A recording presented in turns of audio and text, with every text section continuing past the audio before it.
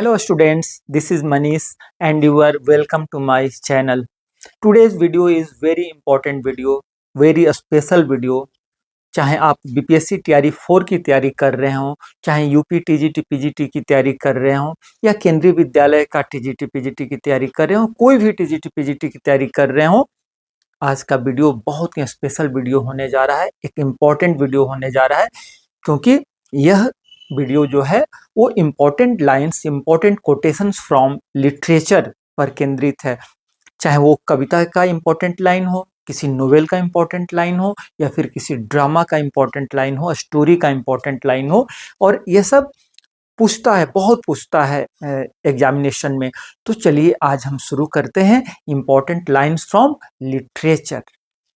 First जो important line है वह है टू बी और not to be, that is the question.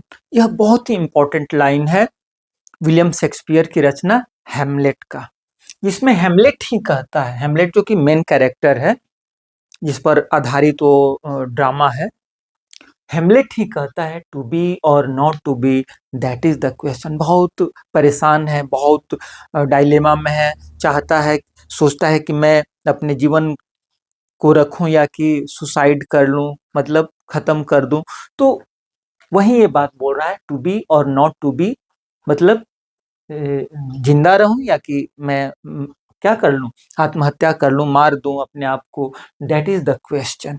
और यह लाइन जो है न केवल एग्जाम में पूछा जाता है, इवन इंटरव्यूज में भी ये लाइन पूछा जाता है कि what is the meaning of this line.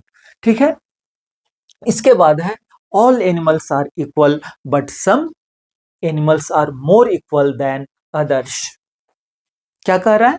all animals are equal but some animals are more equal than others। और यह लाइन जो है जॉर्ज वेल की फेमस रचना एनिमल फार्म से ली गई है।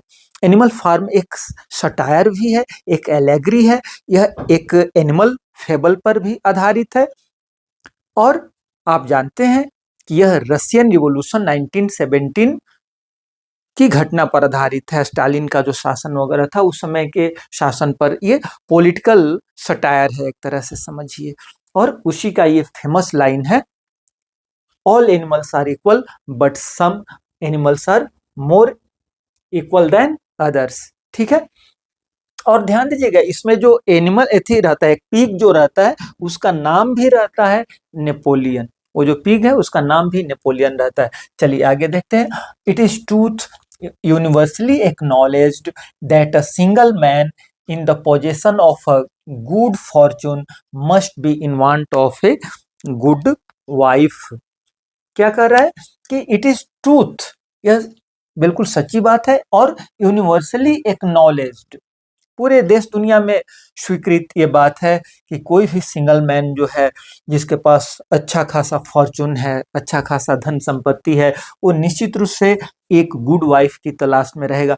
And this is the opening line of Pride and Prejudice. Pride and Prejudice is the best novel of Jane Austen, the best novel of Jane ऑस्टेन।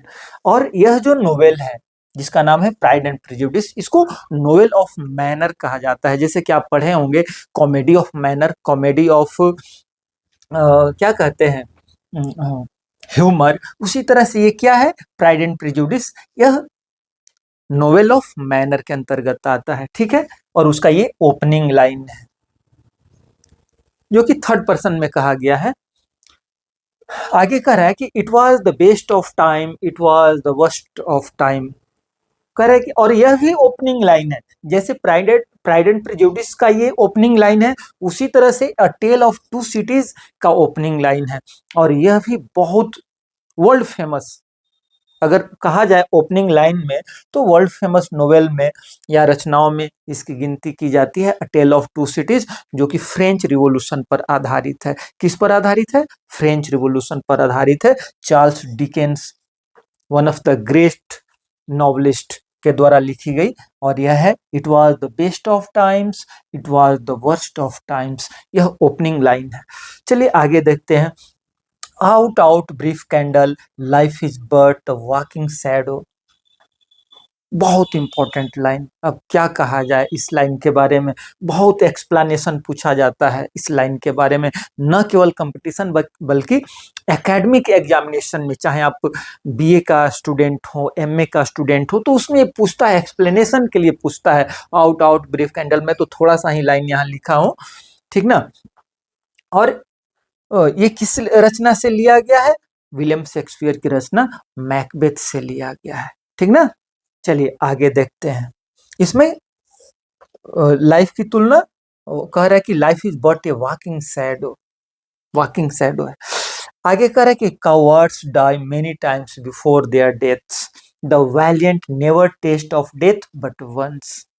यह courage से भरा हुआ line है। कह रहा है कि जो डरपोक लोग होते हैं वो अपने जीवन में बहुत बार मर जाते हैं। कहा भी जाता है कि जो डर गया सो मर गया। तो कह रहा है कि cowards die many times before their deaths, अपने रियल डेथ से पहले कई बार मर चुके होते हैं। लेकिन जो वैलियंट पीपल होते हैं, जो ब्रेव पीपल होते हैं, वो तो मृत्यु का टेस्ट केवल एक बार ही लेते हैं। और यह किस रचना से लिया गया है? यह विलियम शेक्सपियर की बहुत फेमस रचना जूलियस सीजर से लिया गया है, ठीक है। इसके बाद है all the world's a stage and all the men and women are merely players, है ना। और यह किस रचना से लिया गया है? विलियम शेक्सपियर की रचना, विलियम शेक्सपियर का ड्रामा है एज यू लाइक इट से लिया गया है, जिसका एक पात्र है। यहाँ मैं पात्र का नाम क्यों लिख दिया? क्योंकि ये भी पूछ देता है कंपटीशन में कि यह जो बात है ऑल द वर्ल्ड्स स्टेज की, पूरा दुनिया जो है एक रंगमंच है, और and all men and women are merely players, यह किसके द्वारा बोला गया है? तो उसका एक पात्र है जैक्स, वो बहुत ही फिलोसॉफिकल अंदाज में इस बात को बोलता है, all the world's stage and all men and women are merely players, है ना। और अगर आप लोग हिंदी फिल्म देखे होंगे आनंद, तो उस फिल्म में भी इसी पर आधारित एक डायलॉग है, आप ध्यान दीजिएगा। चलिए आगे बढ़ते हैं। I wandered lonely as a cloud, याद आ गया? ये तो जरूर आप सुने होंगे। यह विलियम वर्ड्सवर्थ की कविता, बहुत फेमस कविता है, द डैफोडिल्स से ली गई है। उसका ओपनिंग लाइन ही है I wandered lonely as a cloud. मैं कैसे वांडर कर रहा था, कैसे घूम रहा था, फिर रहा था, तो बिल्कुल बादलों की भांति, ठीक है। इसके बाद है a thing of beauty is a joy for ever. करे कि a thing of beauty is Joy for ever, मतलब किसी करे कि किसी वस्तु की जो सुंदरता होती है वो हमेशा हमेशा के लिए होती है। यह इस लाइन में जॉन किट्स ने ब्यूटी का जो क्या कहते हैं इटर्नल क्वालिटी होता है उस पर प्रकाश डाला है, ठीक ना। और यह किस रचना से लिया गया है? जॉन किट्स की रचना है इंडायमियन, उससे लिया गया है। बहुत फेमस लाइन है।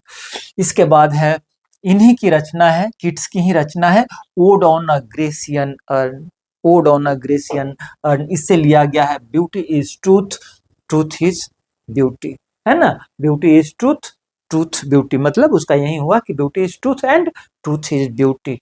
चलिए आगे देखते हैं। डेथ बी नॉट प्राउड, मृत्यु, ऐ मृत्यु तुम घमंडी मत बनो, though some have called thee mighty and dreadful, यद्यपि कुछ लोगों ने तुमको बहुत ताकतवर, बहुत भयानक कहा है, लेकिन तुम घमंडी मत बनो।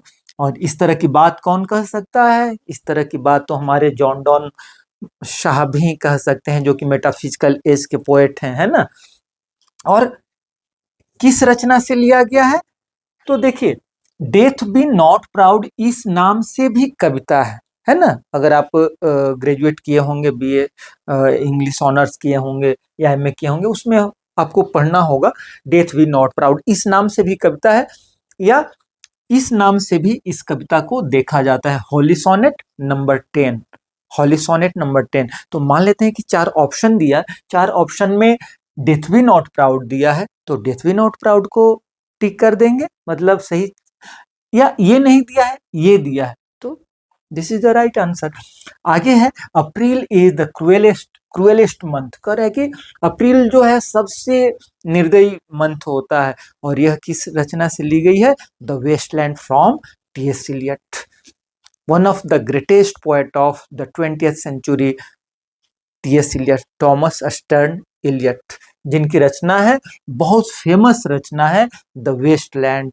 और इस वेस्टलैंड की जो अंतिम लाइन है वो है ओम शांति शांति शांति, है ना। चलिए, तो अप्रैल इज द क्रूएलेस्ट मंथ, कौन कह रहा है? टी.एस. इलियट महोदय कह रहे हैं द वेस्टलैंड में। इसके बाद जो लाइन है वो भी इन्हीं की रचना द हॉलो मैन से लिया गया है। We are the hollow man, we are the stuffed man, बहुत फेमस कविता है। उसी कविता की लाइन है this is the way the world ends, this is the way the world ends, है ना। Not with a bang but whimper. तो यह रचना है द हॉलो मैन और किसकी है? टी.एस. इलियट की है। इसके बाद है turning and turning in the widening gyre, the falcon cannot hear the falconer. और यह बहुत फेमस रचनाकार डब्ल्यू बी इट्स के द्वारा लिखी गई है। डब्ल्यू बी इट्स यानी विलियम बटलर इट्स, जिस पर हमारे हरिवंश राय बच्चन महोदय ने कैम्ब्रिज यूनिवर्सिटी में जाकर के पीएचडी किया था, है ना। और टॉपिक क्या था? Occultism in the poems of W Yeats. तो उन्हीं डब्ल्यू बेट्स की रचना द सेकेंड कमिंग से यह लाइन लिया गया है। द सेकेंड कमिंग से लाइन लिया गया है, turning and turning in the widening gyre, the falcon cannot hear the falconer, ठीक ना, बहुत फेमस लाइन है। इसके बाद है इन जैनाडो डिड कुबला खान। अब ये तो बिना बताए हुए आप जान गए, कुबला खान, है ना। कुबला खान किनकी रचना है? कॉलरिज की रचना है। बहुत बढ़िया कविता है। और उसमें एक जगह की बात की गई है, उस जगह का नाम क्या है? जैनाडो। कहाँ वो महल बनाना चाहते हैं, कहाँ उस तरह का घर बनाना चाहते हैं? तो प्रश्न पूछता है कि किस जगह पर, तो उसका सही आंसर है इन जैनाडो। जैनाडो इज अ नेम ऑफ कोई हकीकत में जगह नहीं है, एक काल्पनिक जगह का नाम है। इन जैनाडू डीड कुबला खान और स्टेटली प्लेजर डोम डिक्री। वो यहाँ आगे है tiger tiger burning bright in the forest of the night. देख रहे हैं, सबसे पहले तो टाइगर का स्पेलिंग देखिए, TIGER नहीं, TYGER, है ना। और यह टाइगर कविता से ही लिया गया है, लेकिन यह टाइगर कविता किसके द्वारा लिखी गई है? विलियम ब्लेक के द्वारा लिखी गई है, ठीक ना।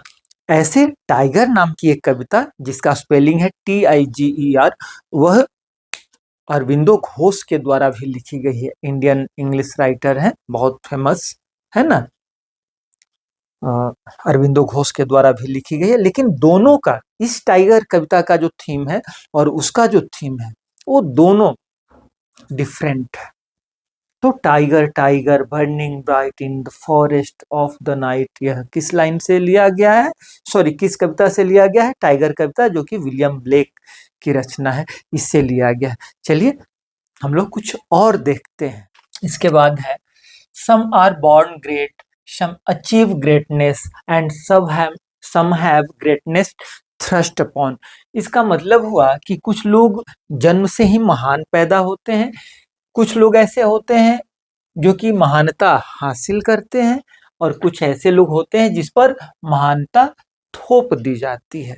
तो यह इंपॉर्टेंट लाइन विलियम शेक्सपियर की रचना, विलियम शेक्सपियर का ड्रामा ट्वेल्थ नाइट से लिया गया है, जिसमें ये जो पात्र है मालवेलियो, वो एक लेटर पढ़ता है जिसमें कि समझता है। चलिए इसके आगे है the fool doth think he is wise but the wise man knows himself to be a fool. यानी जो मूर्ख आदमी है उसको लगता है कि वो बहुत बुद्धिमान है, लेकिन जो बुद्धिमान लोग हैं उनको लगता है कि वो मूर्ख है। तो यह बहुत इंपॉर्टेंट लाइन है, और यह भी विलियम शेक्सपियर की रचना एज यू लाइक इट से ली गई है। किससे ली गई है? विलियम शेक्सपियर की रचना एज यू लाइक इट से लिया गया है, जिसमें ये जो पात्र है टचस्टोन जो है इस बात को बोलता है, ठीक है। इसके बाद यह जो लाइन है यह तो कितना इम्पोर्टेंट है कहा नहीं जा सकता है। जनरली यह क्वेश्चन के रूप में पूछा जाता है और एकेडमिक जो क्लासेज हैं बीए एमए में तो ये एक्सप्लेनेशन के लिए पूछा जाता है। ये इतना इम्पोर्टेंट है। If winter comes can spring be far behind. यह होप से जुड़ी हुई बहुत इंपॉर्टेंट लाइन है। होप को प्रकट करने वाली, उम्मीद दिलाने वाली बहुत इंपॉर्टेंट लाइन है और ये पीबी शेली की रचना ode to the west wind से ली गई है। Ode to the west wind. ठीक है। इसके बाद है pride helps and pride is not a bad thing. क्या करा कि pride helps and pride is not a bad thing. ये जॉर्ज इलियट की रचना मिडिल मार्च से ली गई। मिडिल मार्च एक बहुत ही बड़ा रचना है, बहुत बड़ा रचना है। और जॉर्ज इलियट ऐसे नाम तो देखने से लगता है कि पुरुष है, लेकिन जॉर्ज इलियट इनका पेन नेम था, है ना। मैरी एन इवांस का। मैरी एन इवांस जो थी महिला लेखिका थी, लेकिन चूंकि उस जमाने में महिला लेखिका होना उतना बढ़िया नहीं माना जाता था, मतलब कि लोग सीरियसली नहीं लेते थे, तो नाम बदल करके जॉर्ज इलियट करके अपना वो लिखती थी। तो ये भी पूछ देता था कि what was the real name of George Eliot. ठीक है। तो इन्हीं की रचना मिडिल मार्च जो कि बहुत इतनी मोटी रचना है उससे लिया गया है। ठीक है। इसके बाद है आई प्रेफर अनलकी थिंग्स। क्या कह रहा है? I prefer unlucky things. मैं अनलकी थिंग्स को प्रेफर करता हूँ। Luck is vulgar. लक कैसा होता है? वल्गर होता है। Who wants what luck would bring. कौन चाहता है कि लक उसके लिए क्या लाएगा? I don't. यह किसके द्वारा किसकी रचना का है? तो ये रचना है डीएच लॉरेंस की वीमेन इन लव। और डीएच लॉरेंस के बारे में कौन नहीं जानता है। अपने लाइफ टाइम में बहुत विवादास्पद भी रहे। जनरली इन पर आरोप लगाया गया कि वल्गर राइटिंग लिखते हैं। इनकी रचना है लेडीज चैटरलीज लवर, क्या कहते हैं, फादर्स एंड सन्स, ये सब उनकी रचना है। साइकोलॉजिकल नोवेल रचना इनकी है। तो चलिए, ये कह रहे हैं कि I prefer unlucky things, luck is vulgar, who wants what luck would bring. चलिए, इसके बाद है प्रोक्रेस्टिनेशन। प्रोक्रेस्टिनेशन माने होता है कोई काम को कल पर ये कर देना कि आज करेंगे कल कर देंगे, तो उस तरह का जो भाव होता है उसको प्रोक्रेस्टिनेशन कहा जाता है। Procrastination is the thief of time, collar him. यह किसके द्वारा कही गई बात है? यह डिकेंस की रचना, चार्ल्स डिकेंस की रचना डेविड कॉपरफील्ड में ये बात कही गई है। उसी से यह लिया गया है। Procrastination is the thief of time, collar him. इसके बाद है the same question arose in every soul. एक ही क्वेश्चन सबके मन में पैदा हुआ, क्या? For what, for whom, must I kill and be killed. और यह वर्ल्ड फेमस रचनाकार लियो टॉल्स्टॉय, जो कि एक रशियन राइटर थे, उनकी माने ऑल टाइम ये फेवरेट रचना है, वार एंड पीस से ली गई। यह रचना भी बहुत बल्कि रचना है, लेकिन बहुत इंपॉर्टेंट रचना है, वार एंड पीस यानी युद्ध और शांति। ठीक है। इसके बाद और उसी से लिया गया है the same question arose in every soul, for what, for whom, must I kill and must be killed, I am not cruel just truthful. Sylvia Plath की जो कविताएं हैं एक अलग टाइप की ही कविता है। इसको पढ़ने पर मतलब थोड़ा उदासी गम से भरा हुआ इनकी रचना है। सिल्विया प्लाथ जो कि आगे चल करके सुसाइड भी कर ली थी। उनकी कविता मिरर से ली गई है। I am not cruel just truthful. Mirror अर्थात ऐनक पर आधारित है। कह रहा है कि आई एम नॉट क्रूएल, मैं क्रूएल नहीं हूं, just truthful, the eye of little God.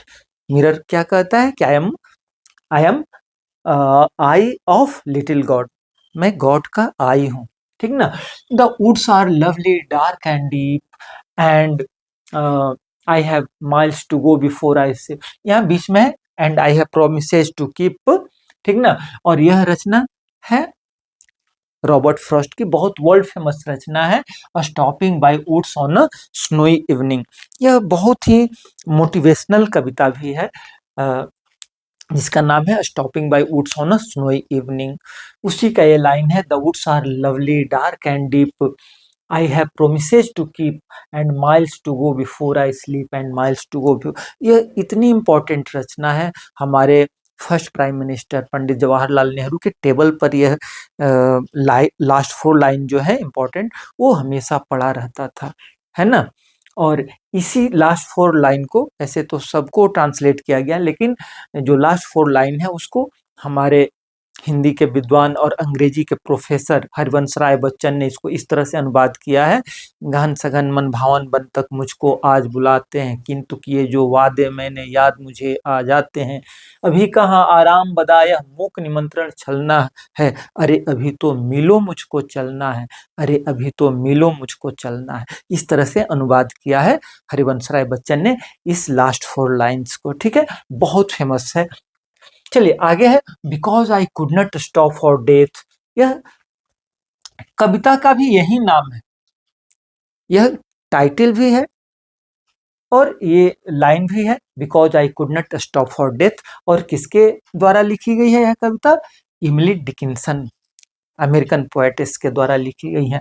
आगे है, but beauty vanishes beauty passes how rare rare rare it be, when I crumble who will remember the lady of the west country. देखिए, Walter de la Mare को generally ऐसा समझा जाता है कि he writes for small children, है ना। पीपा पासेज कविता का नाम सुने होंगे, बच्चों के लिए कविता है, लेकिन ये इतनी सीरियस, इतना बढ़िया कविता इन्होंने लिखा है, जिस कविता का नाम है एन एपिटाफ। उसी का ये लाइन है जिसमें कि एक आदमी है जो कि एक महिला से प्रेम करता था, वो महिला मर गई है, कब्र में है, कहता है कि इतनी सुंदर थी, कोई उस पूरे एरिया में सुंदर नहीं थी, लेकिन क्या हाल हुआ, कहता है यहाँ ब्यूटी का जो क्षणिकता है, कि ब्यूटी जो है, जो शरीर है, वो हमेशा हमेशा के लिए नहीं रहेगा, beauty vanishes beauty passes however rare rare it भी, चाहे कितना भी रेयर ब्यूटी हो, वो खत्म ही हो जाता है। और उसमें एक जगह लाइन वो करता है कि light of step and heart was she, कितना इंपॉर्टेंट लाइन है, कितना बढ़िया लाइन है। लाइट ऑफ स्टेप्स, उस महिला के स्टेप्स भी लाइट थे, लाइट मैंने हल्के, एंड हार्ट, उसका हार्ट भी उसी तरह का था, मतलब कैरेक्टर का बढ़िया नहीं थी, सिंपली वो कहना चाहता है। तो कैरेक्टर अगर बढ़िया नहीं हो तो फिर ब्यूटी कितना भी रेयर हो, क्या हो जाएगा, खत्म होने वाला है। आगे है, यह बहुत ही ओजीमेंडियास, ओजीमेंडियास नाम की ही एक कविता भी है ना, पीवी शैली की, और उसी का ये लाइन है, Ozymandias king of kings look on my works ye mighty and despair. Ozymandias एक इजिप्ट का राजा हुआ करता था, जो कि चाहता था कि वो कभी मरे नहीं, हमेशा अमर रह जाए अपने, लेकिन ऐसा कभी संभव है? उसी ओजिमेंडिया से लिया गया है, water water everywhere not any drop to drink. और यह जो फेमस लाइन है वो सैमुअल टेलर कॉलरिज की रचना the rime of ancient mariner से है, ठीक है। आगे है, फिर शेक्सपियर को मैं कोट किया हूं, शेक्सपियर का हैमलेट, जिसमें हैमलेट ये बात जो बोला है, फ्राइल्टी दाई नेम इज ह्यूमन, कि जो क्या होता है, औरत को कमजोर बताया है, क्यों कमजोर करके बताया है, क्योंकि हैमलेट के पिताजी को अभी मरे हुए कुछ दिन भी नहीं हुआ रहता है कि उसकी माँ जो है क्लाउडियस, जो कि हैमलेट के चाचा हैं, उससे शादी कर लेती है ना। चलिए ठीक है, तो उसी बात पर ये बोला है, फ्राइल्टी दाई नेम इज वुमन, है ना। चलिए आगे देखते हैं, I celebrate my self and Singh my self and what I assume you shall assume. यह अमेरिकन पोएट वाल्ट व्हिटमैन के द्वारा लिखी गई है, इनकी रचना है leaves of grass. Leaves of grass से ही सॉन्ग ऑफ माई सेल्फ एक छोटा सा पार्ट लिया गया है, और उसी का ये लाइन है, I celebrate my self and Singh my self and what I assume you shall assume, जो मैं मानता हूँ वो आप भी मानिएगा, है ना।